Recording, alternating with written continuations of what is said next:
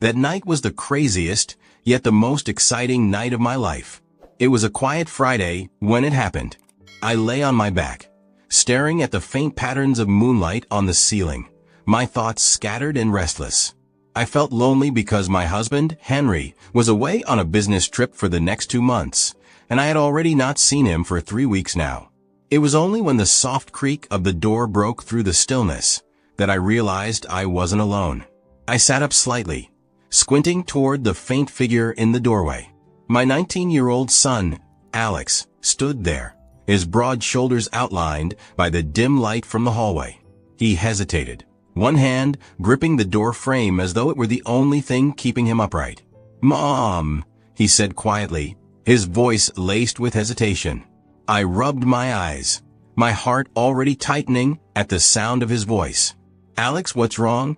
He didn't respond right away. Instead, he stood frozen, his shadow stretching across the room. Finally, he stepped inside, his bare feet making soft thuds against the carpet. There was something about the way he moved, hesitant, almost afraid, that made the air in the room feel heavier. "I couldn't sleep," he said, his voice barely above a whisper. I glanced at the clock on my nightstand. 2:14 a.m. Alex wasn't the type to wake me unless something was really bothering him. My chest tightened as I swung my legs over the side of the bed, motioning for him to come closer. "What's going on?" I asked gently. He hesitated again before sitting on the edge of the bed, his posture stiff, his hands clasped tightly in his lap. For a moment, I watched him waiting, but he kept his gaze fixed on the floor. The tension radiating from him was almost palpable. "Alex, you can talk to me?" I said softly. "Whatever it is, I'm here." He let out a shaky breath, his fingers fidgeting with the hem of his t-shirt. It's hard to explain," he said finally. "I've been feeling something. I've been feeling different, and I don't know what to do about it." His words sent a ripple of unease through me. I leaned forward slightly, my voice steady despite the knot forming in my stomach. "Different how?" He looked at me then, his eyes searching mine with an intensity one wasn't prepared for. "It's about someone," he said. "Someone I've been thinking about a lot. Someone you are not going to expect." Relief briefly flickered through me. Maybe this was about a girl at school, a crush he didn't know how to handle. Alex had always been shy about his feelings, keeping them bottled up until they threatened to overflow. "Okay," I said, offering him a reassuring smile. "Who is it?" "Someone from school." He shook his head quickly, his gaze dropping again. "No," he said, his voice barely audible. "It's not someone from school." "Then who?" I pressed gently, though a strange unease was beginning to creep into my chest. "Alex, you can tell me? Whatever it is, we'll figure it out." He took a deep breath, his chest rising and falling as if he were gathering every ounce of courage he had. When he spoke again, his voice was trembling. "It's you, Mom," he said finally. "It's always been you." The words hit me like a tidal wave, pulling the air from my lungs. For a moment, I couldn't speak, couldn't think. My mind raced to make sense of what he just said, but the sheer weight of it left me reeling. "Alex," I began, my voice faltering. What are you saying?"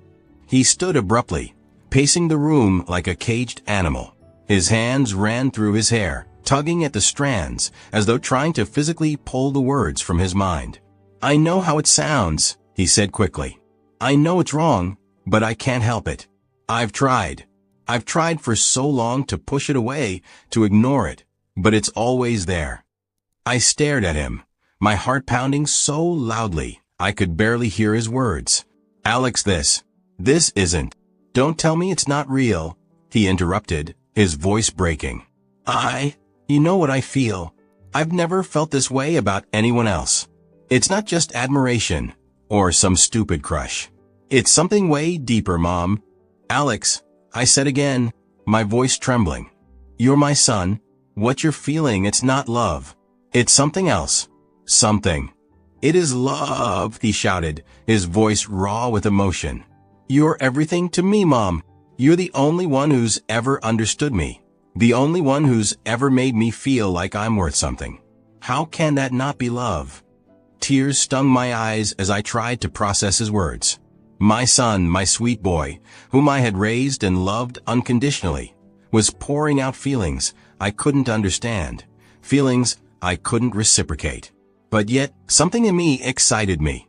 Now I think back at it, I think I didn't notice it yet. I think I tried to ignore it, and so I said, "Alex, you're confused. You're going through a lot right now, and maybe these feelings."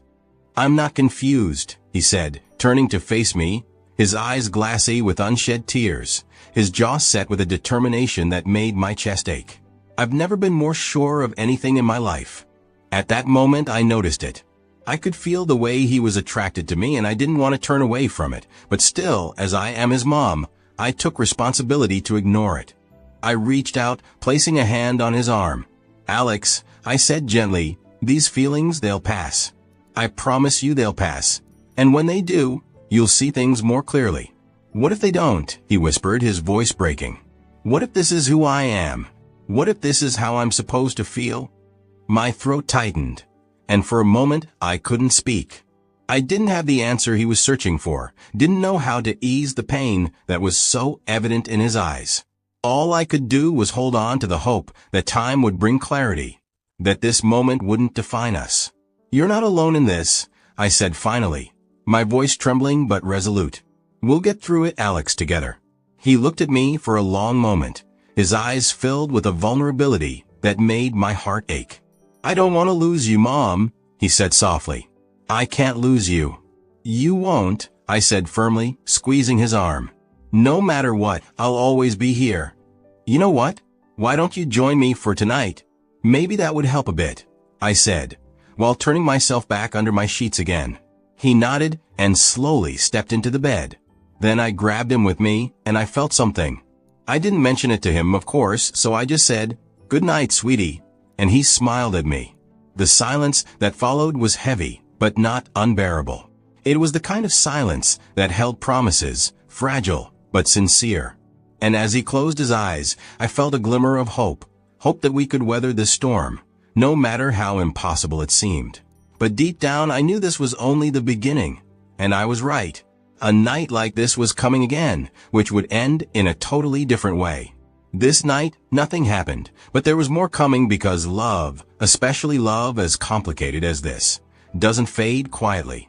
It demands to be reckoned with, and I had no idea what that reckoning would look like. The morning after Alex's confession felt surreal. The quiet of the house, usually comforting, now pressed down on me like a suffocating weight. Every corner, every familiar object, seemed to hum with the unspoken tension between us. I busied myself with chores, hoping the routine would ground me. But my hands trembled as I folded laundry, and my mind raced with questions I couldn't answer. What did this mean for us, for him, for me?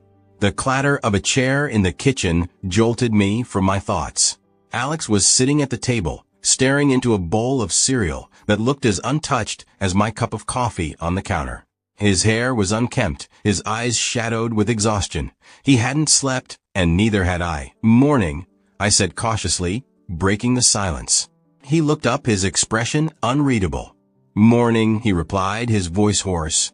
I poured myself a fresh cup of coffee, the sound of the liquid filling the mug louder than it should have been.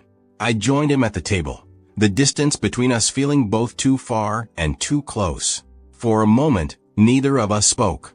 The air was thick with everything unsaid. Finally, I broke the silence. "Alex, about last night." "I meant what I said," he interrupted, his voice steady despite the turmoil in his eyes. "I'm not going to pretend I didn't." I closed my eyes briefly, willing myself to stay calm. "I know you're being honest," I said softly. "But Alex, what you're feeling, it's not something we can act on. It's not something we should act on." He leaned back in his chair, his hands gripping the edge of the table. "Why not?" he asked, his voice tinged with frustration. "Why does love have to fit into rules and boundaries? Isn't love supposed to be free?" I took a deep breath, searching for the right words. "Love isn't just about what we feel, Alex," I said. "It's about what's right, what's good for everyone involved. And what you're saying, it could hurt us both." He looked away, his jaw tightening. "I don't want to hurt you," he said quietly. That's the last thing I want. I know, I said, reaching across the table to place a hand over his. And I don't want to hurt you either. That's why we have to handle this carefully. We need to find a way to move past this. His fingers tightened around mine, and for a moment, I saw the boy he used to be, the boy who'd held my hand when he was scared, who'd looked to me for guidance and comfort. But this was different. The way he looked at me now was different.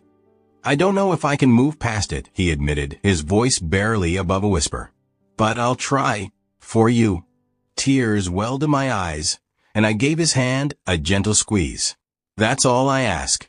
The days that followed were a blur of awkward conversations and forced normalcy. Alex tried to keep his distance, retreating to his room or spending long hours out of the house. I told myself it was for the best, that the space would help him sort through his feelings, but I missed him. I missed the easy rapport we'd shared before everything had changed. From the night he confessed, we slept in the same bed every night, but still I noticed there was a distance between us. One evening, as I was preparing dinner, I heard the front door open and close. Alex stepped into the kitchen, his hair damp from the rain. He looked at me for a long moment, as if deciding whether to say something. "Hey," I said, trying to keep my tone light. "You're just in time. Dinner's almost ready." He didn't respond right away. Instead, he walked over to the counter and leaned against it, his arms crossed. "I've been thinking," he said finally. I turned off the stove and faced him, my heart pounding. "About what?" "About us," he said, his gaze steady. "About what I said that night." I swallowed hard, bracing myself. I immediately knew what night he was talking about, of course. "Alex, I thought we agreed." "I know," he interrupted. "And I'm not here to argue. I need to say this." I nodded, motioning for him to continue. "I've been trying to figure out what to do with these feelings," he said, his voice low but firm. "And I realized something. I don't want to lose what we have, Mom, even if it's not what I want it to be. I'd rather have you in my life as my mom than risk losing you completely." Relief washed over me, though it was tempered by the sadness in his voice. "Alex, you're not going to lose me," I said. "No matter what, I'll always be here for you." He nodded, his lips pressing into a thin line. "I know, but it's hard. It's really hard." I stepped closer, placing a hand on his arm. "It's going to take time," I said gently. "But you're strong, Alex. And I'll help you through this, however I can." His eyes met mine, and for a moment, the tension between us seemed to ease. "Thanks, Mom," he said, his voice soft. "That means a lot." We stood there in the kitchen, the rain tapping against the windows, and for the first time in days, I felt like we were going to be okay. But life has a way of complicating things when you least expect it, because just when I thought we'd found some semblance of peace, something happened that threatened to unravel everything. The uneasy truce Alex and I had established held for a time, fragile but functional. He made an effort to smile more, to laugh at my jokes, and to join me for meals like he used to. I clung to those moments, trying to convince myself that things were improving. But late at night, when the house was silent and I was alone with my thoughts, the weight of his confession lingered. One evening, after a long day of work, I found Alex in the living room. He was sitting on the couch, staring blankly at the TV. An old sitcom played, its laugh track echoing awkwardly in the otherwise quiet room. He looked up as I walked in, his expression unreadable. "You okay?" I asked, sitting beside him. He shrugged. "Yeah, just thinking." I hesitated before speaking. "About anything in particular?" He let out a soft laugh, though there was no humor in it. "What am I not thinking about?" "This." My stomach twisted. "Alex, I thought we were moving past this." "I'm trying," he said quickly. "I really am, but it's not that simple. You can't just turn feelings off like a switch." "I know," I said, my voice soft, "and I don't expect you to, but we have to keep working on this for both our sakes." He turned to me then, his eyes searching mine. "Have you ever thought about it?" he asked suddenly, his voice low. "About us, about what it would be like if things were different." I froze, his question catching me off guard. "Alex, don't lie to me," he said, his tone more pleading than demanding. "Just tell me the truth." I looked away, my thoughts racing. The truth was complicated, tangled in emotions I didn't fully understand. Of course I'd thought about it. How could I not after what he'd said? But acknowledging those thoughts, even to myself, felt like crossing a line I couldn't uncross. It doesn't matter what I've thought, I said finally, forcing my voice to remain steady.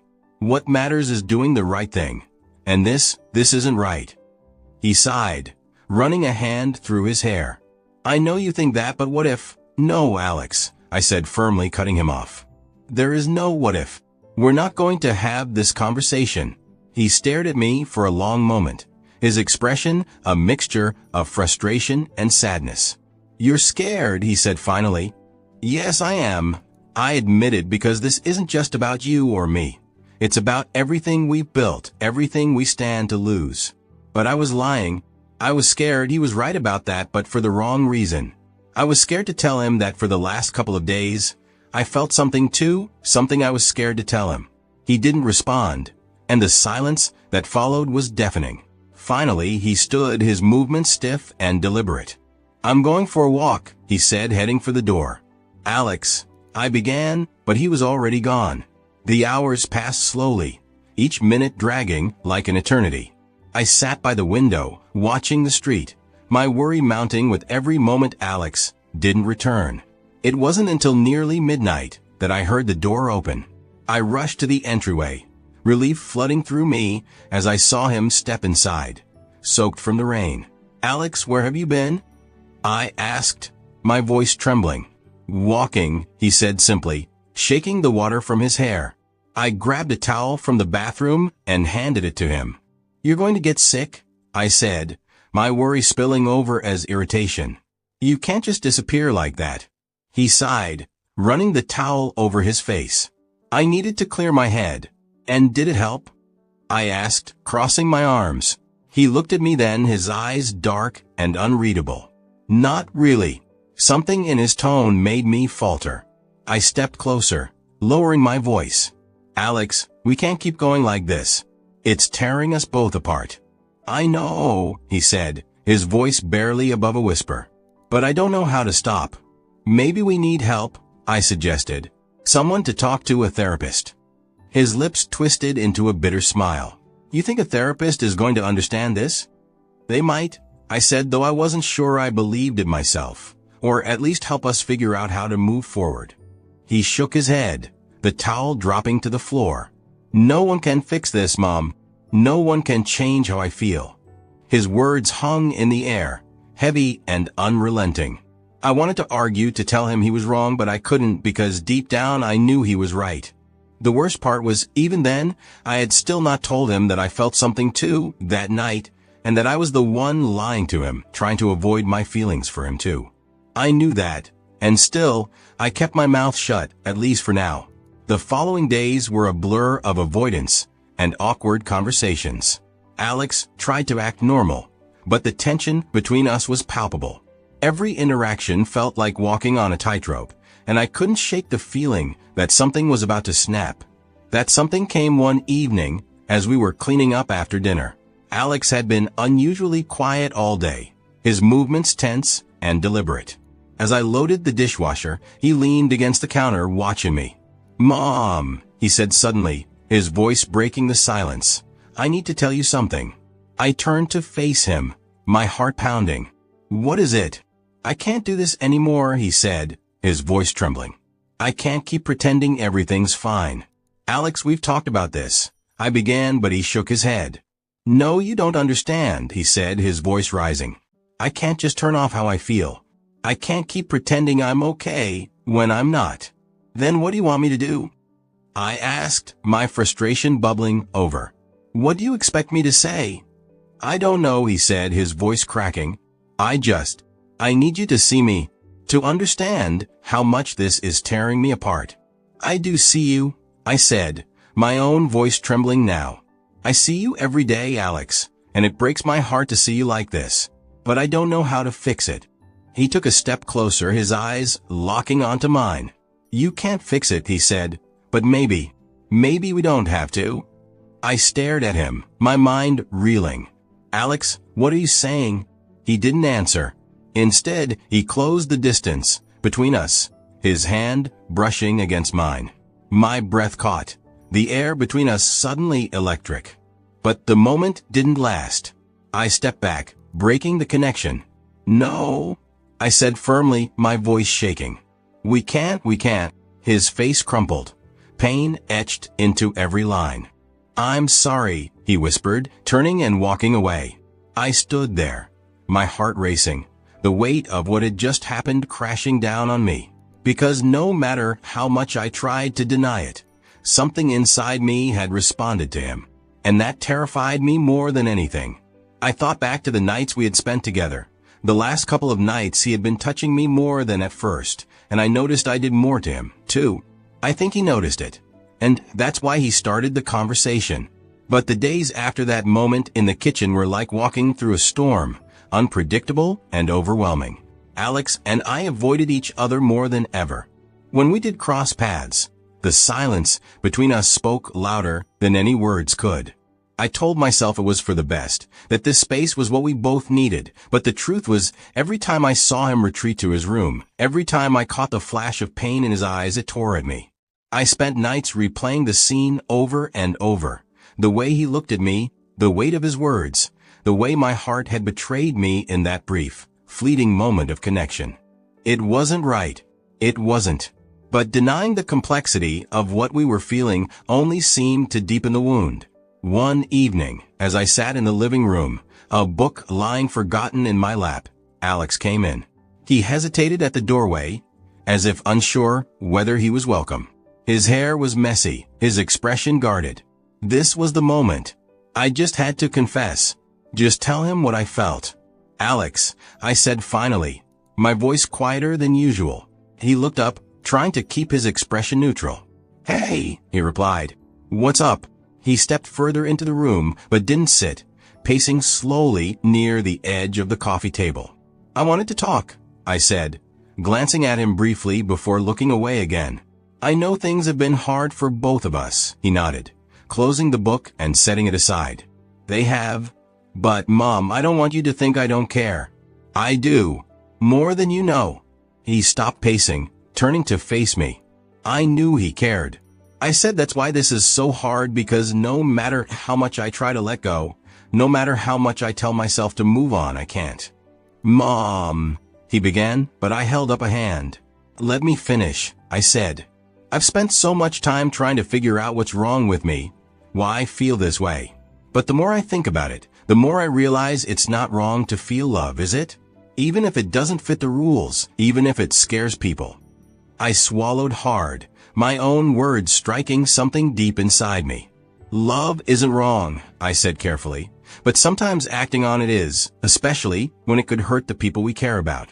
He nodded slowly, as if he'd expected that answer, but needed to hear it anyway. "I get that," he said. "I do. But what am I supposed to do with these feelings? Bury them? Pretend they don't exist?" "No," I finally said, shaking my head. "You don't have to pretend.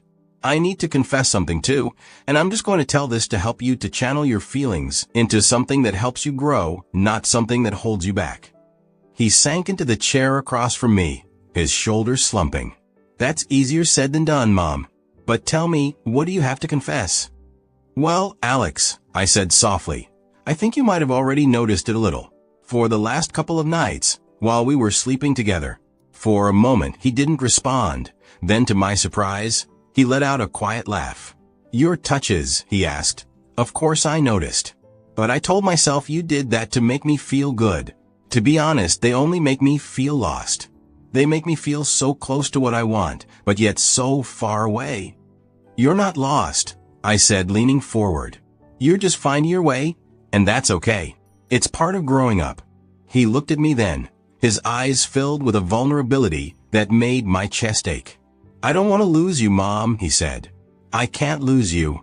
"You won't," I said, my voice firm. "No matter what, I'm here. That will never change." At that moment, without him noticing, my heart was pounding high up in my chest. I still hadn't told him how I felt, and that those touches were not only for his benefit. They were also because of what I wanted deep inside. So I decided to not let him come in between anymore. I had to clear my thoughts and tell him how I felt. But let me finish what I was going to say, Alex. Those touches, they were not to make you feel good. They what? He said. I did that because I felt something too, I confessed. In fact, I still feel something. Alex, I was scared to tell you because I am your mom, and it is wrong. It cannot be true what we feel for each other, but I can't deny what I am feeling. He stayed silent for a moment, and then leaned towards me, grabbing my leg. Alex, I said, we can't do this. What about Dad? We can, no one has to know, he whispered. But yet, I saw hesitation in his eyes.